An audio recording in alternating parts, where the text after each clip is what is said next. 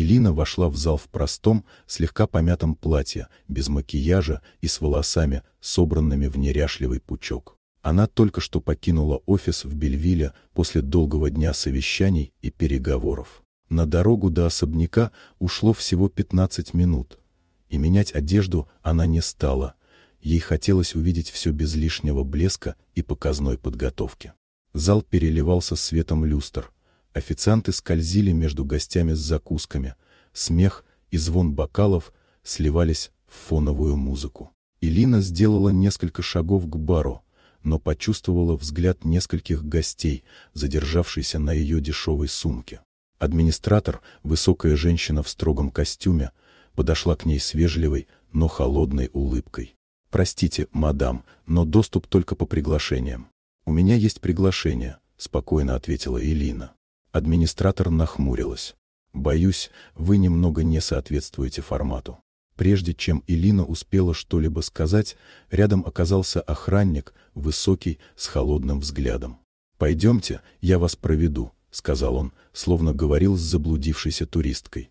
На террасе был прохладный ветер, платье развивалось, но Илина улыбнулась. Она достала из сумки ключи с золотым брелоком в форме буквы и, не обращая внимания на удивленные взгляды, вернулась через боковой вход. Взобравшись на середину зала, она подняла голос. «Внимание, дамы и господа! Вечеринка заканчивается через 15 минут, а далее состоится закрытая дегустация для тех, кто уважает хозяев».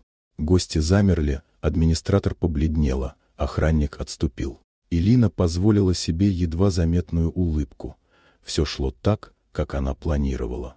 Она пришла в кроссовках, джинсах и худи, держа огромный пакет с багетами, зеленью, лимонадом и банкой огурцов. Музыка гремела, зал сиял, а гости переглядывались, наблюдая за неожиданным курьером.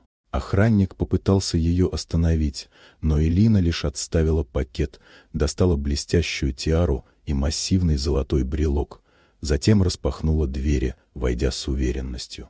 «Что, мешаю атмосфере?» — громко сказала она. «Это мой дом, мои деньги и мой холодильник, который я собиралась пополнить. А вы все сидите на моих диванах». Гости переглянулись, а охранник протянул ей бокал шампанского с виноватой улыбкой. Илина взяла его, но вместо глотка открыла лимонад из пакета. «Продолжайте, только аккуратно с ковром, он тоже мой».